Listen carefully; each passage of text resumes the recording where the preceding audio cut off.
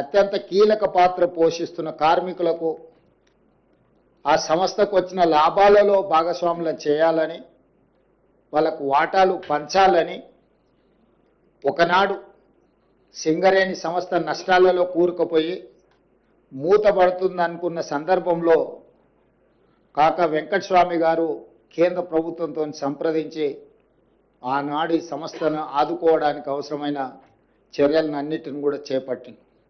ఆ తర్వాత సింగరేణి సంస్థ వెనక్కి తిరిగి చూడకుండా లాభాల బాటలో నడుస్తూ ఉంది. ఆ వచ్చిన లాభాలలో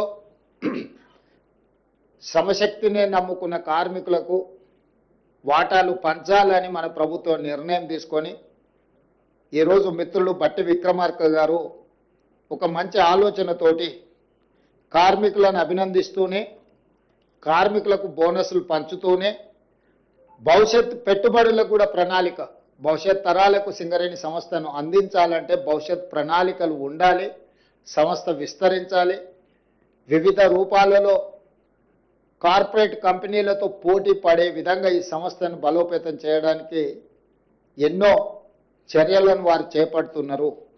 అందులో భాగంగానే లాభాలు 6,394 కోట్లు 2024-25 సంవత్సరానికి లాభాలు వస్తే అందులో కార్మికులకు పంచడానికి దాదాపుగా వారు 4,034 కోట్ల రూపాయలు ఈరోజు వారికి కేటాయించడానికి ముందుకు వచ్చిండ్రు.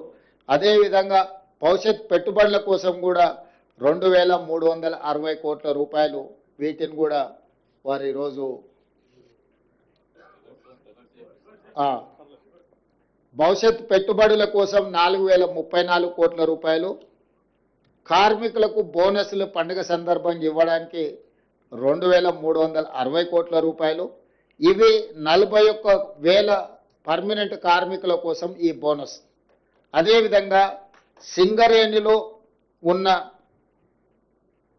కాంట్రాక్ట్ కార్మికులకు కూడా పండుగ సందర్భంగా మిగతా కార్మికులకు బోనస్ వచ్చి, వీళ్లకు బోనస్ లేకపోతే వాళ్ళు మనసు చిన్నపుచ్చుకుంటారని ఆలోచన చేసి మొట్టమొదటిసారి పోయిన సంవత్సరం భారతదేశంలోనే మొదటిసారి ప్రతి కార్మిక కుటుంబానికి 5,000 రూపాయల బోనస్ ఇవ్వాలని పోయిన సంవత్సరం నిర్ణయం తీసుకోవడం జరిగింది మొట్టమొదటిసారి.